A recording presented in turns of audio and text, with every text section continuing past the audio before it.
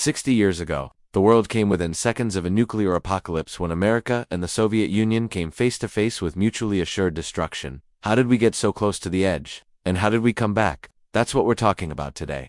It's me.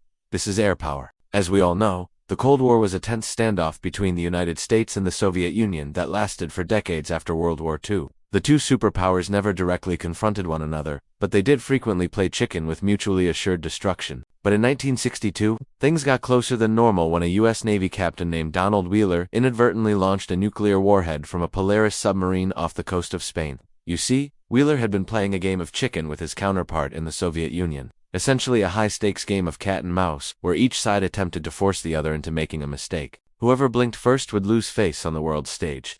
So these games were played regularly throughout the Cold War, though they were usually carried out by bombers or long-range missiles. Submarines were a new development, and nobody really knew quite what to do with them yet. Wheeler was in charge of one of the U.S. Navy's first fleet ballistic missile submarines, the USS George Washington, which was equipped with 16 Polaris A-1 submarine-launched ballistic missiles, each armed with a 7-megaton W-54 nuclear warhead.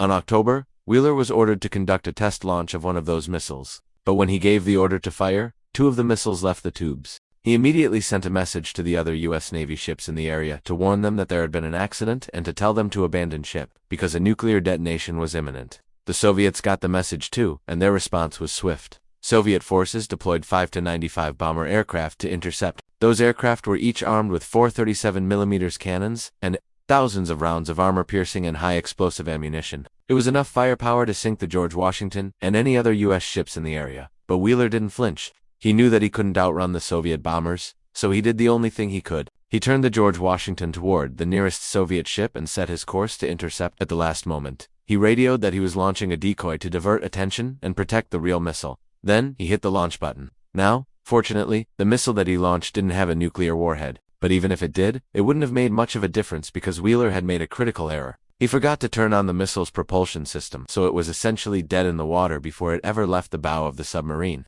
In other words, Wheeler had bluffed the Soviets and they took the bait. They spent the next several hours firing on the fake target before finally breaking off the attack and disappearing into the night. By that time, the George Washington was long gone. She'd used her torpedoes to sink one of the Soviet missile boats and severely damage a second.